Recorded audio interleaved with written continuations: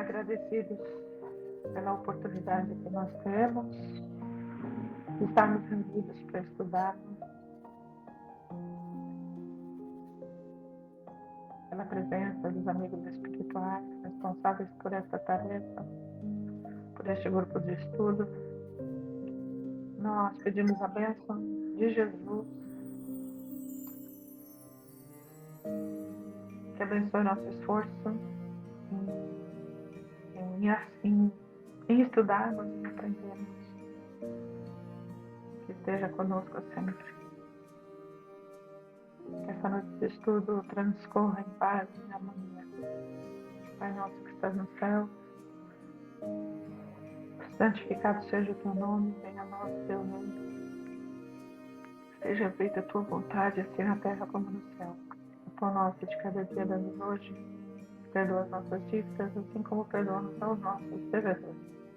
E não nos deixe cair em tentação, mas livra-nos de todo mal. Boa noite a todos. Geraldo, já estamos online?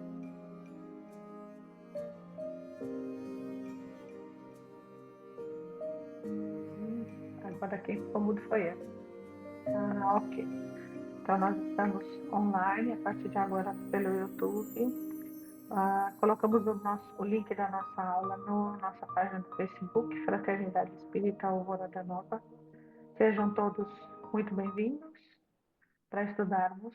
Nós estamos atualmente com a terceira obra, estudando a terceira obra de Kardec, codificada por Kardec, né? Ditada pelos Espíritos e codificada por Kardec. O céu e o inferno. Qualquer pergunta que nós tenhamos, quem estiver online é só fazer o nosso companheiro, vou colocar no chat, e o Geraldo, nosso companheiro Geraldo, repassa para a gente. Ok? Então, nós vamos começar o nosso capítulo 3, que vai tratar especificamente do céu. Então, vamos lá. A palavra céu se diz, em geral, do espaço indefinido que circunda a Terra e, mais particularmente, da parte que está acima do nosso horizonte. Ela vem do latim coelum, formado do grego coelos, oco, côncavo, porque o céu parece aos olhos como uma imensa concavidade. Os antigos acreditavam na existência de vários céus superpostos, compostos de matéria sólida e transparente, formando esferas concêntricas, das quais a Terra era o centro. A Terra aqui e vários céus à sua volta.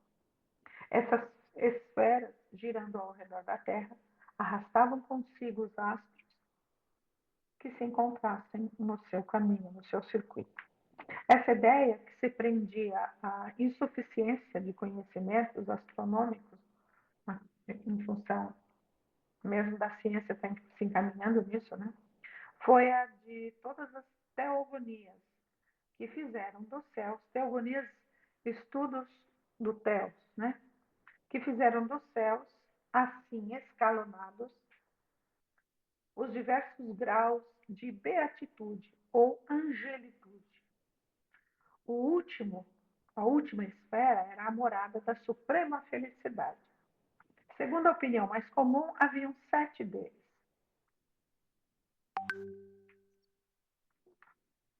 Só um minutinho, gente. Só um instante.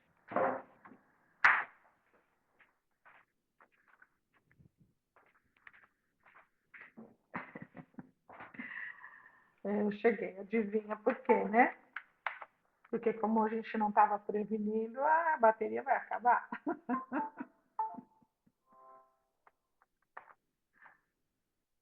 Bom, vamos lá. Vamos lá, vamos lá, vamos lá. Essa ideia que se prendia em insuficiência diziam, então, segundo a opinião mais comum, haviam 7 deles. Daí a expressão estar no sétimo céu, né? Que era quando a pessoa estava no melhor dos melhores, para exprimir uma felicidade perfeita. Os muçulmanos admitem 9 deles. Olha que interessante, gente. É muito interessante. Os muçulmanos admitem 9 deles. Ai, gente, mudei a câmera, espera aí. Ai, ai, ai. Os muçulmanos admitem 9 deles, e em cada um dos quais aumenta a felicidade dos crentes. Então, conforme eles vão passando de um céu para o outro, a felicidade vai aumentando. O astrônomo Ptolomeu contou 11, olha isso, contou 11, dos quais o último era chamado Empírio, que do grego quer dizer fogo, rosado, né? Por causa da ofuscante luz que ali reina. É ainda hoje o nome poético dado ao lugar da glória eterna, Empírio. A teologia, a teologia cristã reconhece 3 céus. O primeiro é o da região do ar e das nuvens. O segundo é o espaço onde se movem os astros. O terceiro, além da região dos astros, é a morada do mais alto, a região dos eleitos que contemplam Deus face a face. É de acordo com essa crença que se diz que São Paulo, né, ou o Paulo de Tarso nosso, foi elevado ao terceiro céu. As diferentes doutrinas concernentes à morada dos bem-aventurados repousam todas sobre o duplo erro de que a Terra é o centro do universo e que a região dos astros é limitada. Então, 2 erros, tá? É para além desse limite imaginário que todos colocaram essa região afortunada e a morada do Todo-Poderoso. Singular anomalia que coloca o autor de todas as coisas, ou seja, aquele que governa todas, né, nos confins da criação, ou seja, coloca Deus bem longe de tudo, em lugar do centro, onde a irradiação do seu pensamento pudesse se estender a todos. Então, colocar a morada de Deus lá em cima, né, é afastá-lo da criação. E ele cria o tempo inteiro. O certo era colocar Deus como centro desses céus, porque estaria mais próximo do que estaria acontecendo. Ok? Edna, você pode ler o 3, o 4 e o 5, por favor? Sim. A ciência, com a inexorável lógica dos fatos e da observação, levou sua luz até a profundeza do espaço e mostrou a nulidade dessas teorias.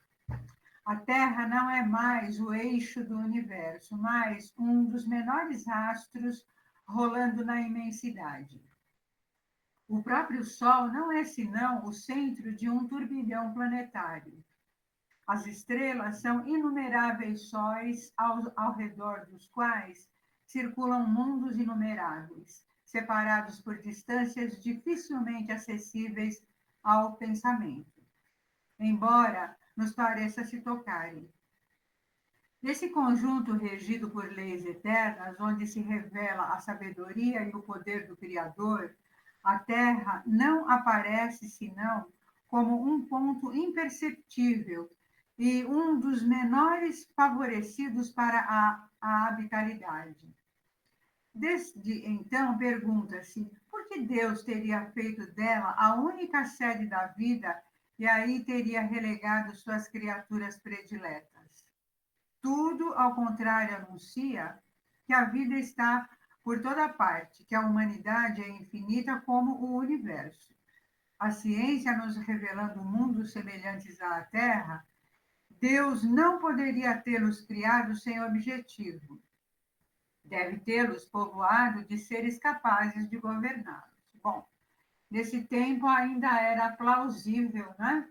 Que as pessoas pudessem até acreditar numa coisa dessas, né? Hoje tem gente que ainda acredita nisso, acredita que a Terra é plana, porque tem uns terraplanistas enlouquecidos por aí, né? Então a gente fica aqui pensando, né? eles negam a ciência, né?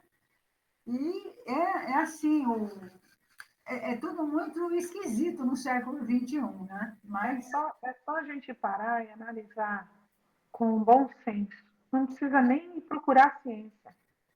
Será que o Criador, né, tão poderoso, justo, iria criar diante de trilhões de astros que existem no universo, porque o homem já conseguiu contar sim, trilhões, bilhões de galáxias, que são aglomerados de estrelas, de planetas, né?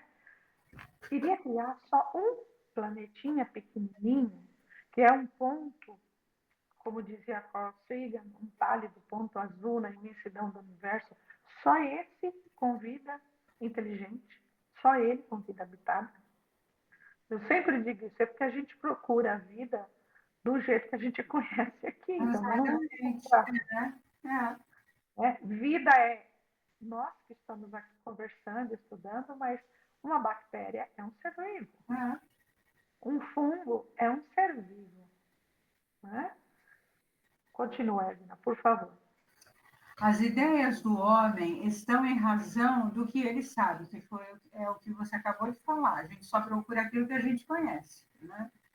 Como todas as descobertas importantes, a da constituição dos mundos deveu dar-lhes um outro curso. Sob o império desses novos conhecimentos, as crenças deveram se modificar. O céu foi deslocado. A região das estrelas, sendo sem limites, não pode mais servir para ele. Onde está? Diante dessa pergunta, todas as religiões permanecem mudas.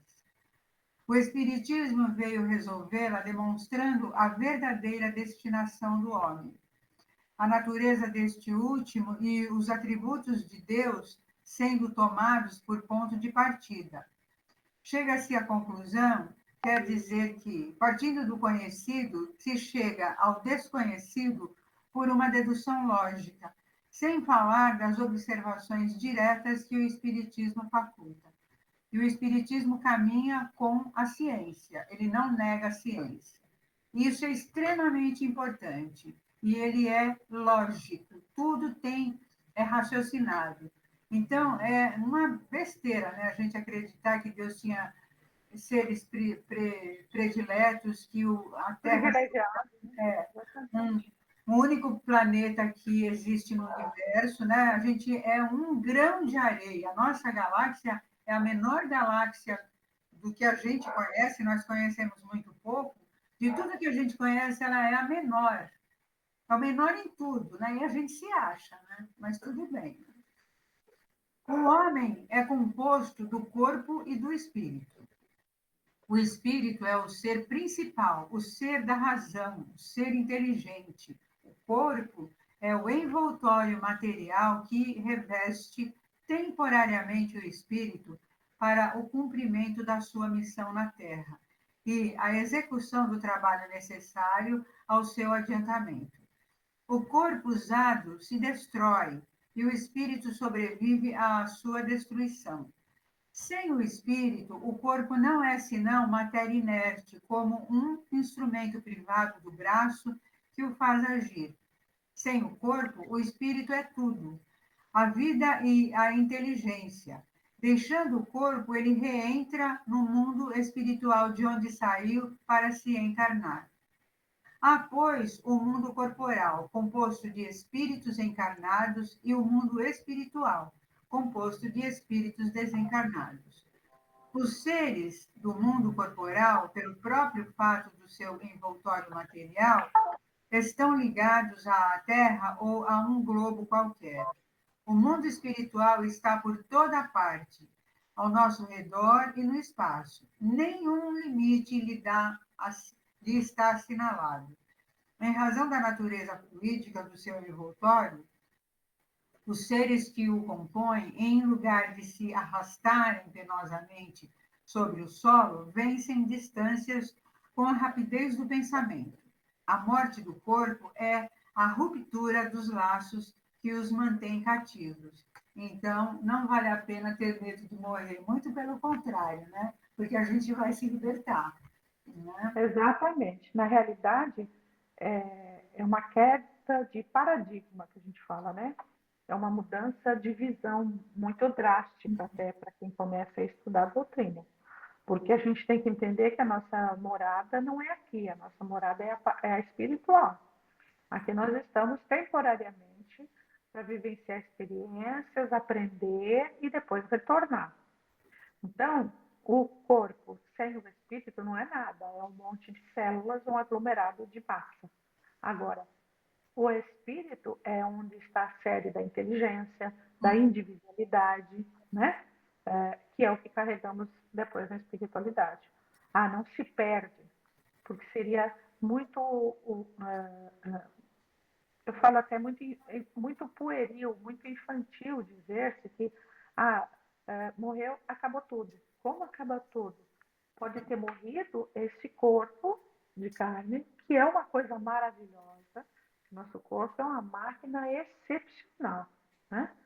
Mas tudo que eu pensei, tudo que eu fiz, tudo que nós sentimos, todas as pessoas com as quais nós convivemos, todas essas experiências que nós tivemos durante a vida toda, vão se perder?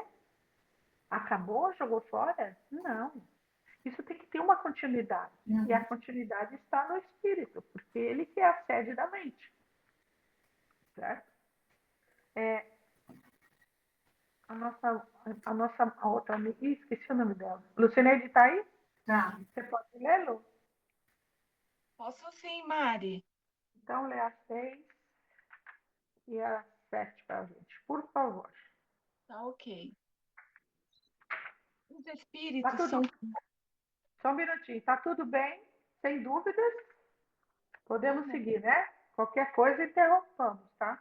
É que eu estou numa janelinha bem pequenininha no celular. Eu não estou acostumada. Eu não estou vendo vocês.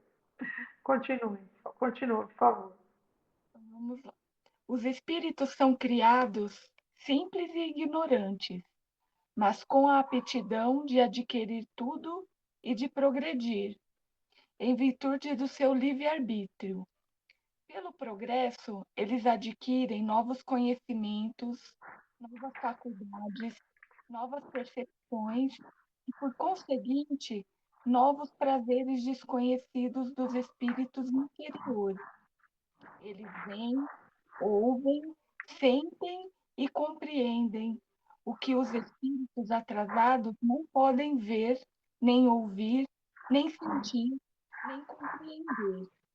A felicidade é proporcional ao progresso realizado, de modo que, de dois espíritos, um pode não ser tão feliz quanto o outro, unicamente porque não está tão avançado intelectual e moralmente, sem que eles precisem estar cada qual num lugar distinto. Embora, estando um ao lado do outro, um pode estar nas trevas, ao passo que tudo é resplandecente à volta do outro, absolutamente como para um cego e alguém que vê que se dão as mãos. Um percebe a luz, a qual não faz nenhuma impressão no seu vizinho, sendo a felicidade dos espíritos inerente às qualidades que eles possuem. Eles a obtêm em toda parte onde se encontrem, na superfície da terra, em meio aos encarnados ou no espaço. Uma comparação vulgar fará compreender ainda melhor esta situação. Se num concerto se acham dois homens, um bom músico com o ouvido treinado, o outro sem conhecimento de música e com o sentido da audição pouco delicado, o primeiro experimenta uma sensação de felicidade, ao passo que o segundo permanece insensível, porque um compreende e percebe o que não causa nenhuma impressão no outro. Assim, se dá com todos os gozos dos espíritos, que são proporcionais à aptidão de senti-los. O mundo espiritual tem esplendores em toda parte, harmonias, e sensações que os espíritos inferiores, ainda submetidos à influência da matéria, nem mesmo entreveem, e que são acessíveis somente aos espíritos depurados. O progresso entre os espíritos é fruto de seu próprio trabalho, mas como eles são livres, trabalham em seu próprio avanço, com mais ou menos atividade ou negligência, segundo a sua vontade. Apressam assim ou retardam seu progresso, e, em consequência, sua felicidade. Enquanto uns avançam rapidamente, outros ficam estagnados por longos séculos nas posições inferiores. São, portanto, os próprios artífices de sua situação, feliz ou infeliz, segundo esta máxima do Cristo, a cada um segundo suas obras. Todo espírito que fica para trás só pode acusar a si mesmo, assim como aquele que avança tem todo o mérito por isso. A felicidade que conquistou tem ainda maior valor para ele. A bem-aventurança suprema é a partilha apenas dos espíritos perfeitos, ou, em outras palavras, dos puros espíritos. Eles só atingem depois de terem progredido em inteligência e em moralidade. O progresso intelectual e o progresso moral raramente andam lado a lado, mas o que o espírito não faz nenhum tempo, ele o faz num outro, de modo que os dois progressos acabam por atingir o mesmo nível. É por essa razão que se vêem frequentemente homens inteligentes e instruídos, muito poucos avançados moralmente e reciprocamente. Quer E dizer, vice-versa. nas Não é nossas isso? mãos, né? É. Na realidade, essa comparação que ele faz do músico, né, experiente, que gosta e o outro que não tem experiência de música, é muito interessante, porque a sensação de se sentir bem ou se sentir mal para os espíritos encarnados ou desencarnados é de acordo com a sua evolução. Não existe um lugar pré-definido. Esse irmão, esse irmãozinho pouco esclarecido, desencarnado, está nas trevas. Mas as trevas é o lugar onde a mente dele está. Por isso que a gente vai aprender que o céu, especificamente, como as, as crenças que nós conhecemos pregaram, não existe. O céu é um estado mental, tá? Não existe um local físico do céu. O céu é Exatamente. um estado, o céu é um estado mental, né? Então, vai ficar bem ali, vai se sentir bem nessa zona quem estiver no nível de adiantamento. Senão, vai se sentir no inferno ou no umbral, que são também locais mentais, não são locais específicos. Tá? Mesmo que a gente até leia em algumas obras, a subcrosta, por exemplo, né? Que eles falam que é para baixo da Terra, né? O abismo, a subcrosta, então. Não existe esse local. Imaginemos que o espírito assim se sente na subcrosta, embaixo, por causa da sua inferioridade, por causa dos seus remorsos internos, tá? Essa felicidade suprema, ele põe aqui, são só os espíritos puros que têm, né? E a gente fala, o Espiritismo dá muito exemplo dessas, as duas asas que fazem com que nós nos elevemos mais para frente, mais para cima. É a asa da moralidade e a asa do conhecimento, que nós vemos a gente vê em cada encarnação para trabalhar um lado. Dificilmente se consegue trabalhar os dois lados ao mesmo tempo, né? Então, se eu venho com uma carga intelectual boa de uma outra encarnação, então é porque nesta terra eu tenho que trabalhar minha moralidade, meu amor, a minha doação, a minha empatia com o próximo, que é, na realidade, a nossa reforma interior.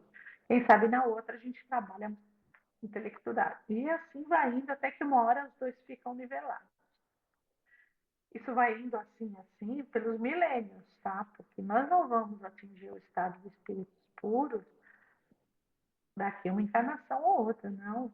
Nós provavelmente fomos participantes do povo hebreu que primeiro se encantou por Jesus e depois escolheu Barrabás, resolveu crucificá-lo. E nós estamos aqui voltando, indo e voltando há 2 milênios, aprendendo. Vamos nos melhorando, sim, mas ainda falta muito. Oitavo, a encarnação é necessária para o duplo progresso, o moral e o intelectual do espírito. Ao progresso intelectual, pela atividade que está obrigado a se desdobrar no trabalho, e ao progresso moral, pela necessidade que os homens têm uns dos outros. A vida social é a pedra de toque das boas e das más qualidades. Os antigos filósofos, pais da filosofia, falavam que lá atrás, Sócrates, Platão, o homem é o ser social. A gente só se desenvolve e sobrevive se estivermos junto com outros.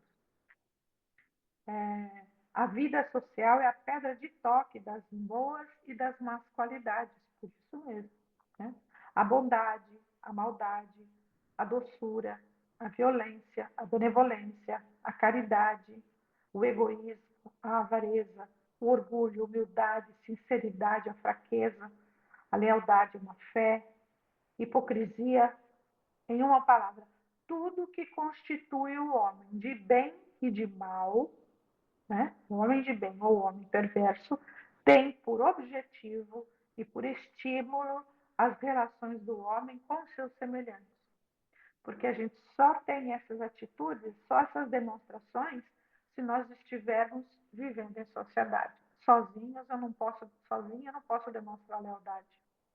Se eu viver numa montanha, eu não posso demonstrar e exercitar má fé.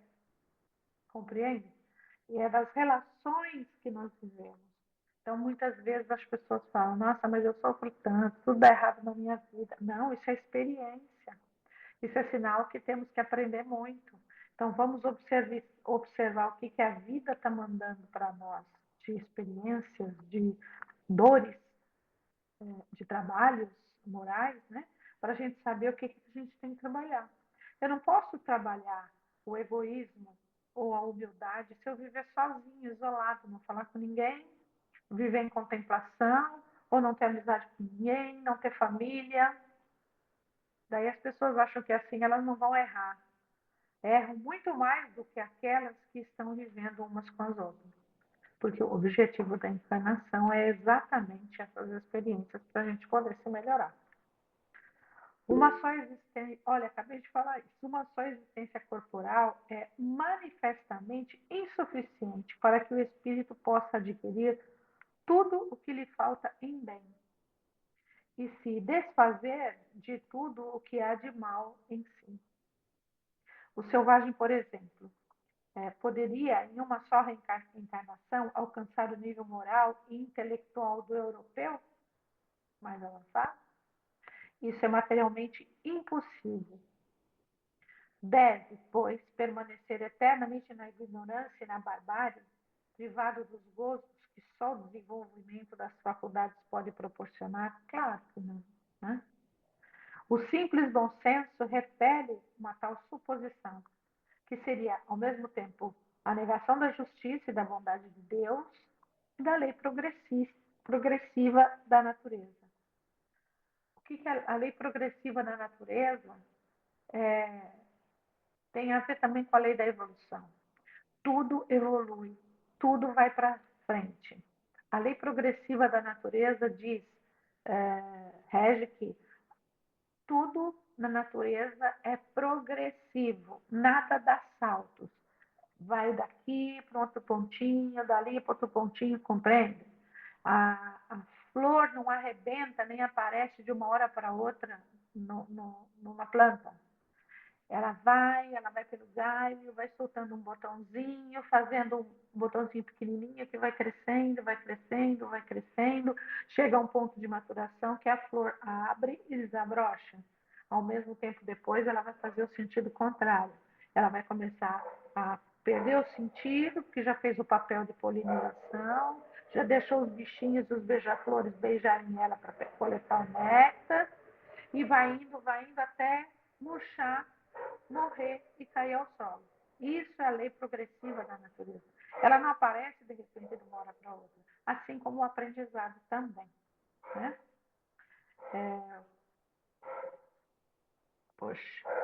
Deve, pois, permanecer privado do bom senso. O simples bom senso repele uma tal suposição, que seria ao mesmo tempo a negação da justiça e da bondade e a negação da lei progressiva da natureza.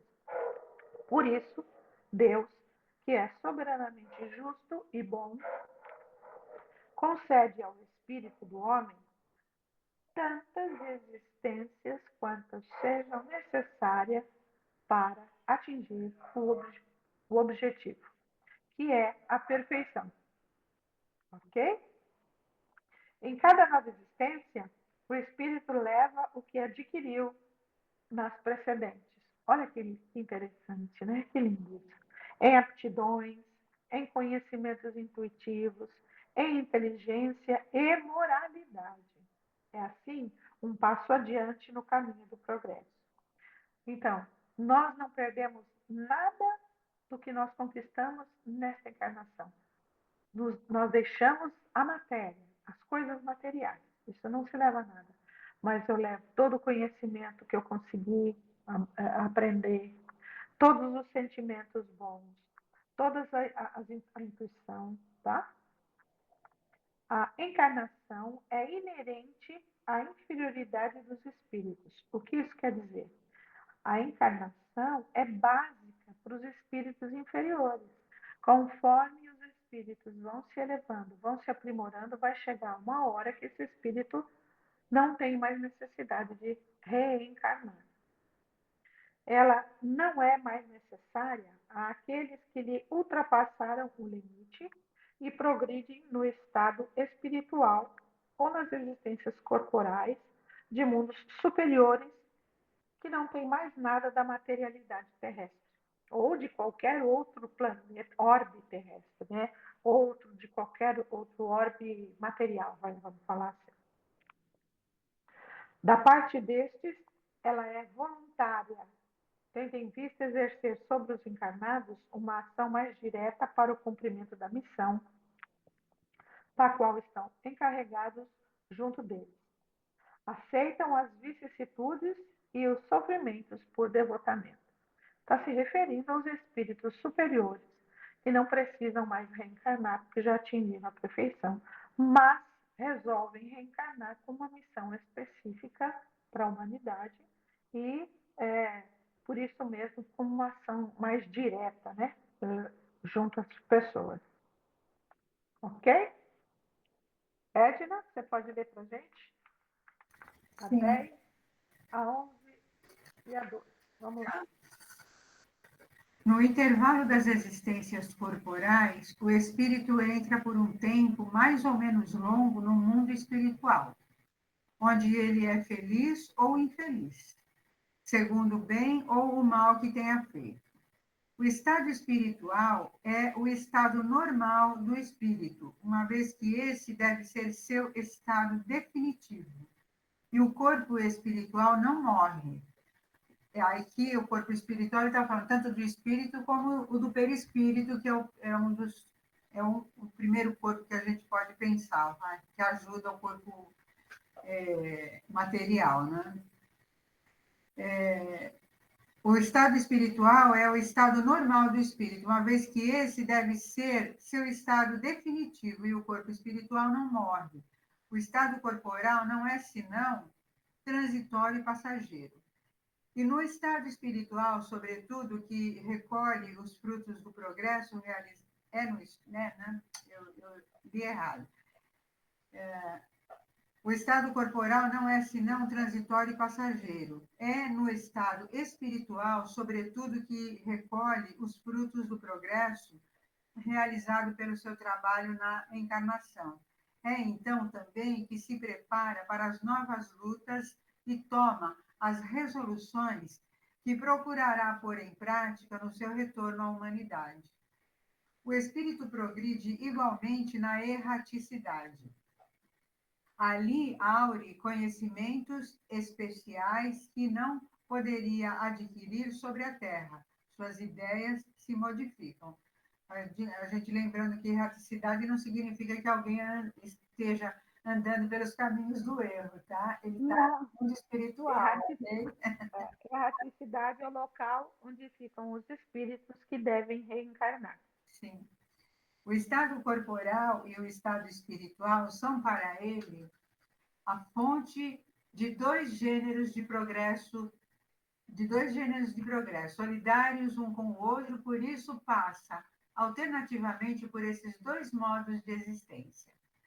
A reencarnação pode ocorrer na Terra ou em outros mundos. Entre os mundos há os mais avançados, uns do que os outros, onde a existência que se cumpre em condições menos penosas do que na Terra, física e moralmente, mas onde não são admitidos senão espíritos chegados a um grau de perfeição em relação ao estado desses mundos. Ou seja, né, quanto mais você evolui, você tem a oportunidade de entrar em outras moradas, né? Nas outras moradas da casa do Pai. Né? Lembrando que cada mundo tem, encarnando ou vivenciando em seu habitat, espíritos de igual teor de renovação, de evolução. Né? Então, aqui na Terra, a grande maioria está no mesmo grau de evolução. Quando a gente vai reencarnando e chega uma hora que atinge o limite de moralidade deste planeta, nós podemos reencarnar em outros planetas, e assim sucessivamente. A vida nos mundos superiores já é uma recompensa, porque aí se está preservado dos males e das vicissitudes, das quais se é alvo neste mundo. Os corpos menos materiais, quase fluídicos, não estão sujeitos nem às doenças, nem às enfermidades, nem às mesmas necessidades. Ou seja, as necessidades que a gente tem de comer, né? Necessidades fisiológicas, de maneira geral, é tudo diferente. Né? Os maus espíritos, estando deles excluídos, os homens neles vivem em paz, sem outro cuidado que o do seu adiantamento pelo trabalho da inteligência. Neles reina a verdadeira fraternidade, porque não há egoísmo, a verdadeira igualdade, porque não há orgulho, a verdadeira liberdade, porque não há desordem a reprimir, nem ambiciosos procurando oprimir o fraco. Comparados à Terra, esses mundos são verdadeiros paraísos. São as Exatamente. etapas do caminho. Quer falar? Não, São as, exatamente. tá. São as etapas do caminho do progresso que conduz ao estado definitivo. Sendo a Terra um mundo inferior, destinado à depuração de espíritos imperfeitos, essa é a razão pela qual o mal nela domina, até que praza a Deus dela fazer a morada de espíritos mais avançados. É assim que o espírito progredindo gradualmente à medida que se desenvolve, chega ao apogeu da felicidade. Mas antes de ter atingido o ponto culminante da perfeição, goza ele de uma felicidade relativa ao seu adiantamento. Como a criança experimenta as alegrias da primeira idade, mais tarde as da juventude e, finalmente, as mais sólidas da idade madura. Tudo é inteligente em Deus, né? E Tudo tudo é escalonado, lembra? A lei da natureza, a lei progressiva da natureza, né? Tá sim. aí. A felicidade dos espíritos bem-aventurados não consiste na ociosidade contemplativa, que seria, como frequentemente se tem dito, uma eterna e fastidiosa inutilidade. Porque está citando aqui que o povo que acredita que existe o inferno e o paraíso, o céu, né? E aí, quando a gente vai para o céu, a gente fica ao lado dos anjos tocando harpa, sem fazer nada.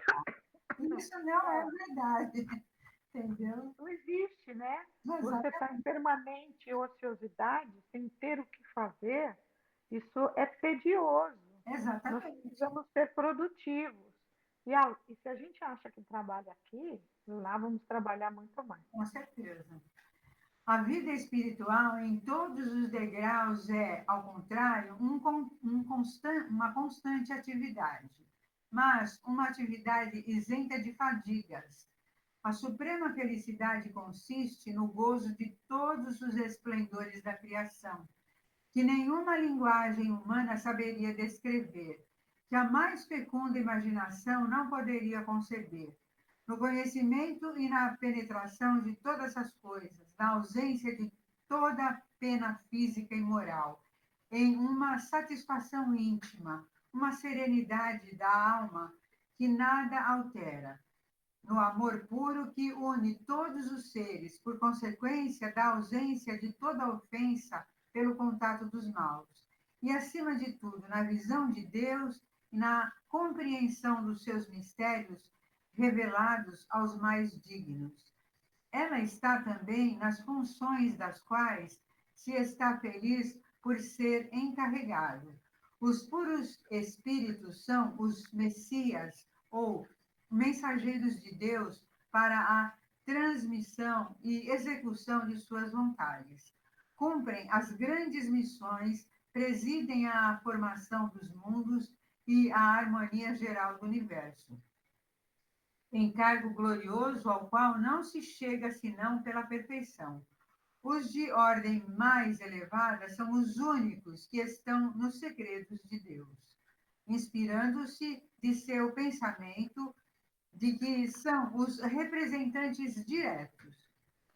Gente, eu fico às vezes pensando nisso aqui, eu fico pirando, né? Porque não dá, a gente ainda não alcança nada, a gente só tem uma ideia pequena. Na realidade, para a gente poder pensar um pouco, enquanto ainda nós temos para caminhar, nós vamos imaginar que o Cristo, Jesus de Nazaré, um dos Cristos, tá? Que ele é um espírito da esfera crística, lá em cima, um espírito puro. Até vocês vão ver no Sublime Peregrino fala da categoria dos amadores, amadores de amar, tá? Então, o Cristo encarnou como homem, como Jesus de Nazaré, era um desses espíritos, tá? Que são representantes diretos de Deus. E são eles que são responsáveis pela evolução, construção, criação e evolução de um planeta e de suas humanidades. Cristo é o nosso governador planetário. Sim. Ele foi escalado para essa missão de cuidar da criação, cuidar da evolução, da implantação da humanidade e assim vai indo. Então, abaixo dele tem outros espíritos elevadíssimos também que o ajudam, que colaboram com ele na organização de todo o funcionamento do planeta. Não é fácil, não. É doido com K, né? Como é que falava aquela nossa amiga? Maluco com K, né? Ah, nossa, mas hoje está fugindo o nome dela.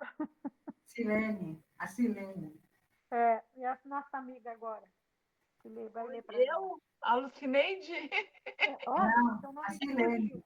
Ah, Silene, lê o 13, 14 para nós. E o 15. Bora lá, que dá tempo. vamos lá. As atribuições dos espíritos são proporcionais ao seu avanço. As luzes que possuem, as suas capacidades, a sua experiência e ao grau de confiança que inspiram ao soberano Senhor. Não há privilégio, não há favores que não sejam o prêmio do mérito. Tudo é avaliado pela estrita justiça. As missões mais importantes são confiadas somente àqueles que se sabe serem capazes de realizá-las e incapazes de falhar ou de comprometê-las, enquanto, sob o olhar do próprio Deus, os mais dignos compõem o Conselho Supremo, as chefes superiores e entregue a direção dos turbilhões planetários. A outros é conferida a dos mundos especiais. Vem a seguir na ordem do adiantamento e da subordinação hierárquica, as atribuições mais restritas daqueles que são encarregados da marcha dos povos, da proteção das famílias e dos indivíduos, da impulsão de cada ramo do progresso, das diversas operações da natureza até os mais ínfimos detalhes da criação. Neste vasto e harmonioso conjunto, há ocupação para todas as capacidades, todas as aptidões, todas as boas vontades, ocupações aceitas com alegria, solicitadas com ardor, porque é um meio de progresso para os espíritos que procuram elevar-se. Então, só um minutinho, Lucineide. Quando a gente fala assim, se nós achamos que nós trabalhamos muito aqui, nós vamos trabalhar muito mais na espiritualidade, é por isso. O trabalho vai me fazer aprender, vai me fazer evoluir. Então, eu quero sim, eu quero sim. Pode continuar. Ao lado das grandes missões confiadas aos espíritos superiores, há as de todos os graus de importância, entregue aos espíritos de todas as ordens. Daí se pode dizer que cada encarnado tem a sua, ou seja, deveres a cumprir para o bem de seus semelhantes, desde o pai de família, a quem incumbe o cuidado de fazer progredir seus filhos, até o homem de gênio que lança na sociedade novos elementos de progresso. É nessas missões secundárias que se encontram muitas vezes falhas, prevaricações, renúncias, mas que prejudicam apenas o indivíduo e não o conjunto. Todas as inteligências concorrem, portanto, para a obra geral, seja qual for o grau a que tenham chegado, e cada uma na medida das suas forças, uma no estado de encarnação, outras no estado de espírito. Em toda parte, a atividade do ponto mais baixo até o ponto mais alto da escala, todas se instruindo, se ajudando mutualmente, estendendo a mão umas às outras para atingir o cume. Assim se estabelece a solidariedade entre o mundo espiritual e o mundo corporal. Em outras palavras, entre os homens e os espíritos, entre os espíritos livres e os espíritos cativos. Assim se perpetuam e se consolidam pela purificação e continuidade das relações, as simpatias verdadeiras, as afeições santas. Em toda parte, portanto, a vida e o movimento, nenhum canto do infinito que não haja povoado, nenhuma região que não seja incessantemente percorrida por inúmeras legiões de seres radiosos, invisíveis para os sentidos grosseiros dos encarnados, mas cuja visão arrebata de admiração e de alegria as almas desprendidas da matéria. Em toda parte, enfim, há uma felicidade relativa para todos os progressos, para todos os deveres cumpridos. Com um, traz em si os elementos de sua felicidade relativa à categoria em que o coloca seu grau de adiantamento. A felicidade deve-se às qualidades próprias dos indivíduos e não ao estado material do meio onde eles se encontram. Ela existe, então, em toda parte onde haja espíritos capazes de ser felizes.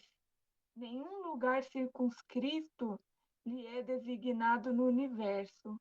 Seja qual for o lugar onde se encontrem, os puros espíritos podem contemplar a majestade divina, porque Deus está em toda parte.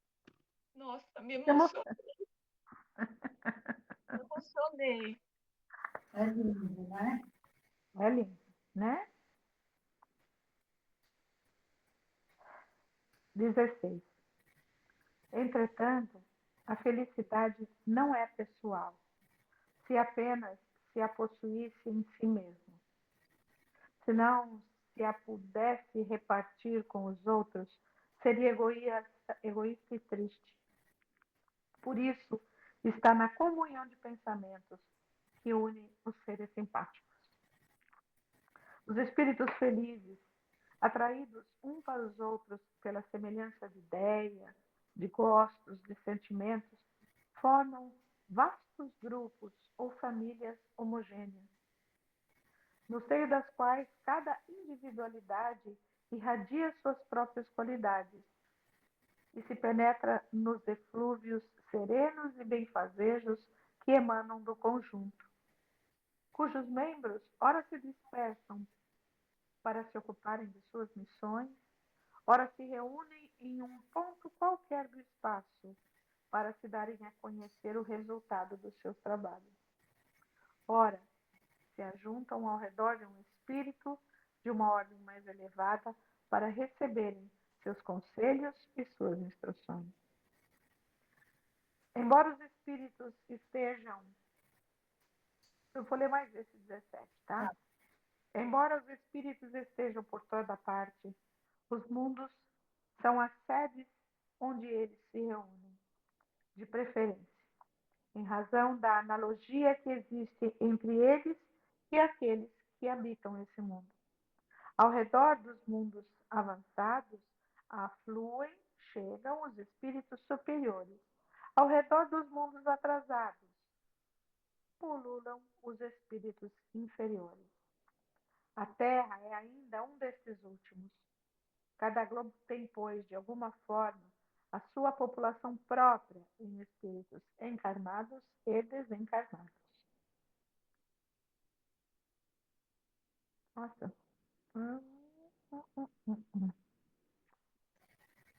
A Terra é um dos últimos. Cada um tem forma sua população própria em espíritos encarnados e desencarnados que se alimentam, na maior parte, pela encarnação e a desencarnação dos mesmos espíritos. Essa população é mais estável nos mundos inferiores, onde os espíritos são mais apegados à matéria, e mais flutuante nos mundos superiores.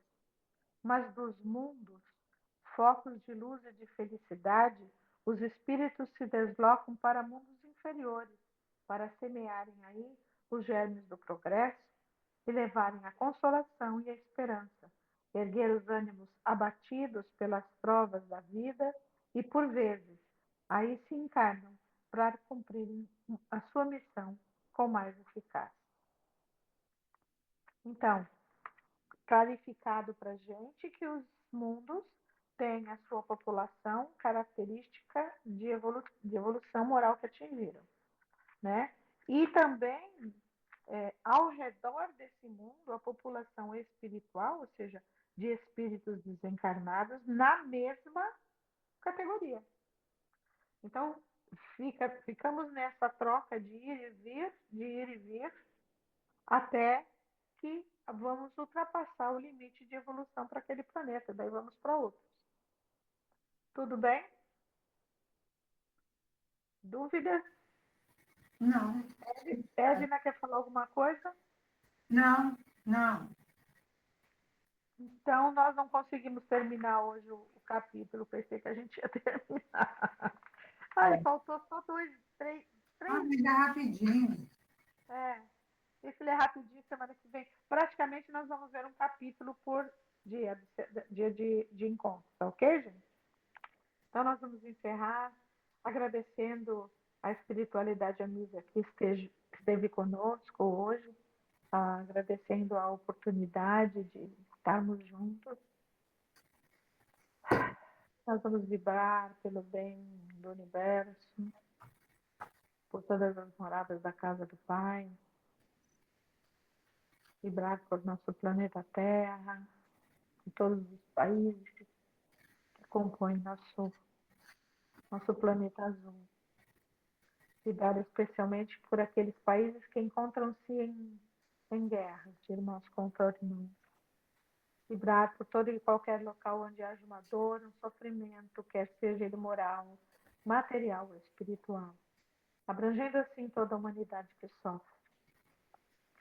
Vibremos por nossos parentes, amigos, vizinhos, por aqueles que acreditam serem nossos desafetos, encarnados e desencarnados.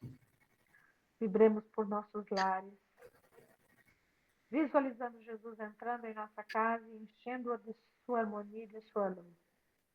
E humildemente vibramos por nós mesmos, eternos aprendizes. Abençoe, Jesus, nossos esforços, de sermos melhores a cada dia. Que assim seja. Queridos, desculpe alguma coisa na transição hoje. Imagina. Beijos, até terça-feira. Então, Fiquem em paz. muito obrigada. Fica com Deus.